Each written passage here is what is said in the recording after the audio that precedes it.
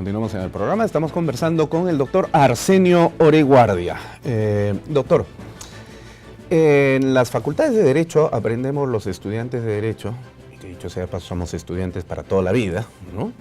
Como usted es un buen estudiante y por eso es un buen maestro, recordaremos todos en términos generales que en teoría general del proceso hay un principio que con respecto al tema probatorio dice en latín lo siguiente: onus probandi incumbit actori.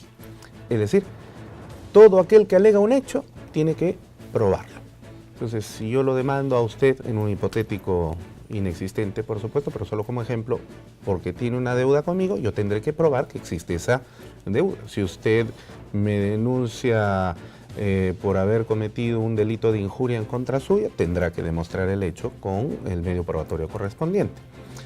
En el proceso penal se dice que normalmente la carga de la prueba recae sobre el Ministerio Público, que es el que formula la acusación correspondiente. Es decir, el fiscal alega que Juan Pérez ha cometido un delito, por lo tanto Juan Pérez entonces tiene que, el Ministerio Público tiene que probar que Juan Pérez ha cometido ese delito y para eso tiene que aportar la prueba. De modo tal que se podría pensar, en teoría al menos, de que Juan Pérez bien podría guardar silencio durante todo el proceso y ni siquiera decir lo contrario a lo que dice el fiscal, porque el fiscal es el que tiene que demostrar que efectivamente con los medios probatorios que aporte al proceso, Juan Pérez ha cometido el delito que se le imputa.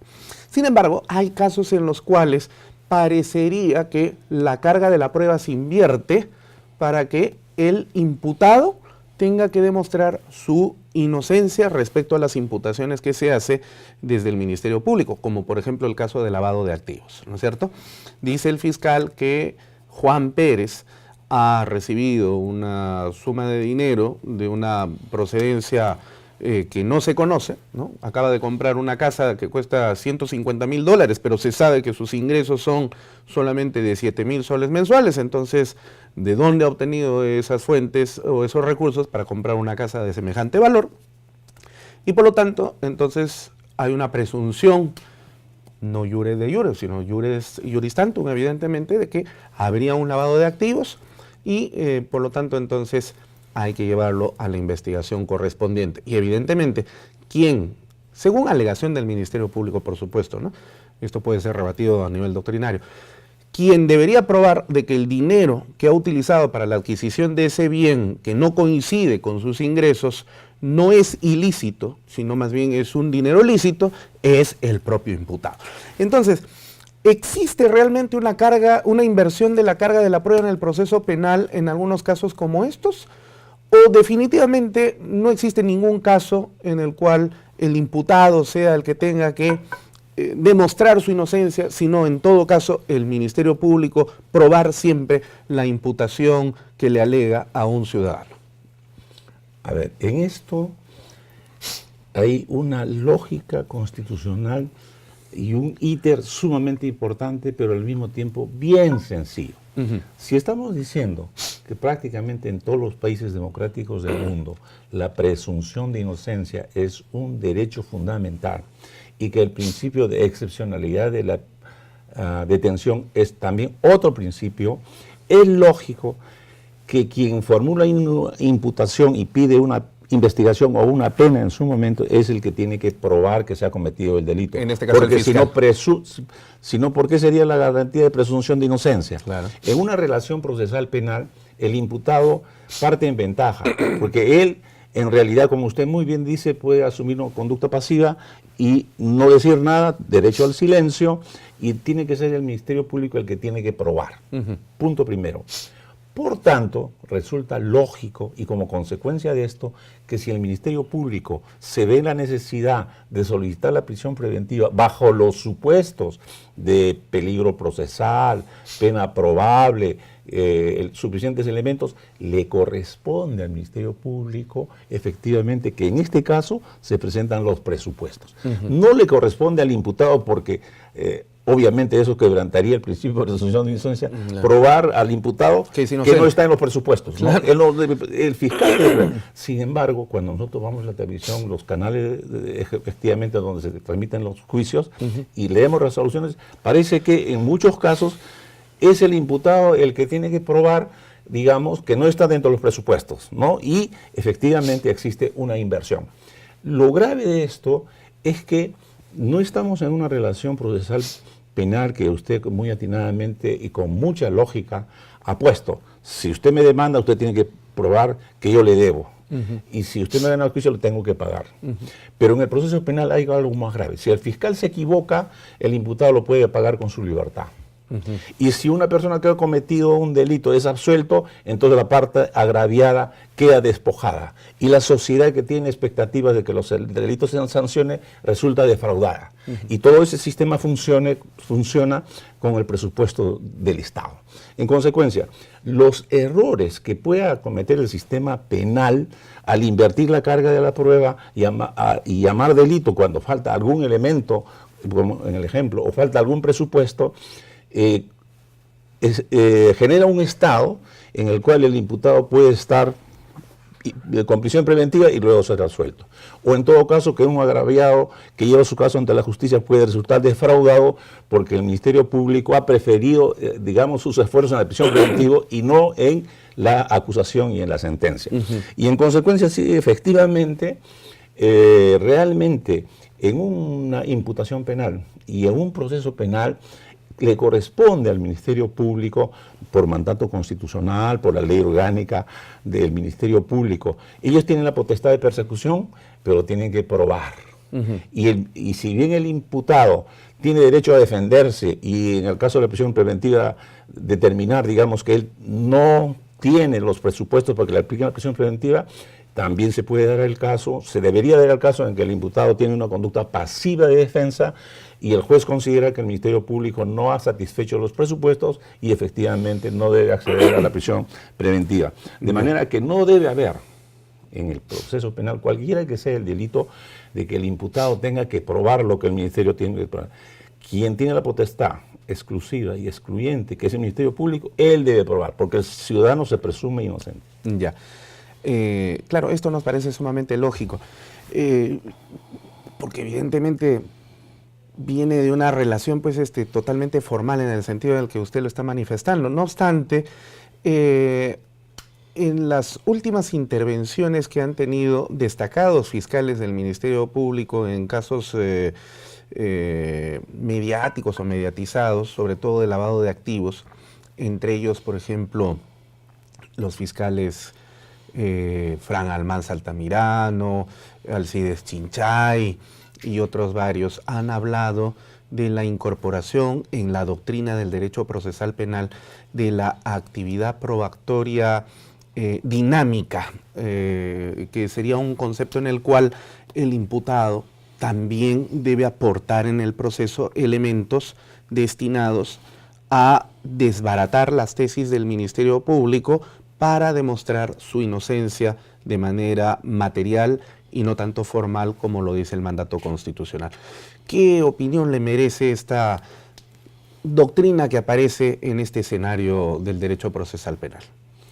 En realidad, desde el plano de la doctrina, desde el plano de los principios, en una relación procesal penal le corresponde al Ministerio Público, al fiscal, investigar y probar que se ha cometido el delito. De manera como estricta. obligación. Claro. El imputado no tiene el derecho de defenderse y oponerse.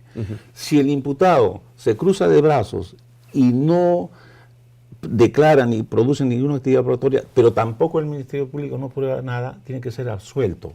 De manera que, en este caso, es muy concreto la obligación del Ministerio Público que tiene el deber de probar la hipótesis que formula y la acusación que pretende. El imputado tiene el derecho de defenderse. Dependerá del imputado y de su abogado. Si es muy activo, probablemente, efectivamente, produzca una actividad probatoria de descargo. De manera que en estos casos, y conociendo a los mencionados colegas que usted dice que por los cuales yo tengo una profunda consideración, me parece que ellos no pueden haber dicho que existe una doctrina en virtud de la cual sea el imputado el que tiene, digamos, la obligación de probar. Tiene el derecho, naturalmente, ¿no? Y entonces, en este caso, respetando a los distinguidos colegas, especialmente al CIDE Chinchay, de quien he sido alumno en muchas capacitaciones, y disfruto de su clase, no creo que le haya dicho esto. Está claro que el Ministerio Público ejerce la potestad de acción, investiga, denuncia, acusa, y tiene que probar. Y el imputado se puede defender, naturalmente que sí. Y el juez debe ser imparcial y dirigir el debate en la audiencia de manera tal que establezca que si en el juicio cuál es, digamos, la tesis que triunfa, la acusatoria del Ministerio Público o la de descargo de la defensa. ¿Podría yo concluir entonces, en cuanto respecta a sus apreciaciones sobre este particular, que tener el derecho de defensa no equivale a tener el deber de aportar prueba para desbaratar las tesis que el Ministerio Público está imputando para poder salir liberado de las acusaciones? Efectivamente, y si esto lo trasladamos a lo que estamos hablando de la prisión preventiva, se establece que la prisión preventiva determina que si el fiscal solicita una prisión preventiva, tiene que probar que existen elementos de convicción sobre el delito y la responsabilidad del imputado, ¿no? Es una hipótesis que requiere elementos suficientes. Que la pena a imponerse podría ser superior a 4 años y que elementos objetivos le permiten afirmar que en ese caso existe un peligro procesal. ¿A quién le corresponde probar esos presupuestos? Al Ministerio Público. Claro. Que el imputado puede, si desea, y además es imprescindible prácticamente, que no existen esos presupuestos, pero eso no quiere decir que exista una inversión de la carga de la prueba.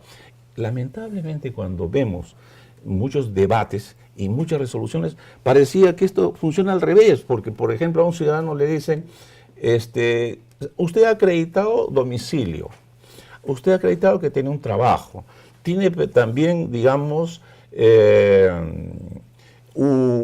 una sujeción, tiene usted hijos que trabajan acá, que estudian acá. Entonces, pero que resulta que esos elementos no implican, digamos, un arraigo de calidad. Puede fugarse. Puede fugarse. Entonces, como usted tiene casa, tiene trabajo, tiene economía, pero tiene usted plata para viajar, entonces yo hago una inferencia en virtud de la cual yo digo que usted sí se puede escapar. Usted tiene 2 pasaportes, entonces yo hago una inferencia que usted se puede escapar. Me parece que eso es contrario a la presunción de inocencia y un manejo totalmente equivocado de las reglas y manejo de la prueba indiciaria. Y de la lógica también. Y de la lógica. ¿No? Y lo más grave es que algunas veces, por ejemplo, hay un caso en el cual sorprendieron a determinados sujetos invadiendo una casa en Miraflores. Los aprenden en flagrancia y lo llevan a un proceso inmediato y le piden la prisión preventiva. Entonces ellos tienen que demostrar que tienen casa, que tienen arreglo familiar, etcétera, pero no han podido hacer porque han ido del sitio en que estaban cometiendo el delito de la audiencia. Entonces el debate se circunscribe a establecer que no han probado que tienen domicilio, que son dueños de domicilio, que tienen trabajo, porque primero que no lo han podido hacer, y además tampoco es que a partir de que una persona no tenga casa, no tenga trabajo, y sea informal, se puede deducir que se va a escapar, porque el peligro de fuga y perturbación activatoria no debe ser un concepto solamente subjetivo, tiene que ser a partir de elementos objetivos. Florencio Mixán, uno de los grandes maestros, tuvo un esmero especial para que efectivamente los límites discrecionales que maneja el fiscal y el juez para calificar la conducta o inconducta de una persona no fueran subjetivos, y por eso puso en el artículo 269 qué aspectos debería tenerse en cuenta para que efectivamente fueran referentes sobre elementos de convicción. Pero lamentablemente existe, como sucede en nuestro país, además no solamente en nuestro país, porque estamos diciendo que la Comisión de Derechos Humanos ha establecido reiteradamente que existe un uso y abuso de la prisión preventiva, muchas veces funciona al revés. Sí, bueno, vamos a hacer una nueva pausa aquí en este punto y ya regresamos en Referente Jurídico, no se vayan.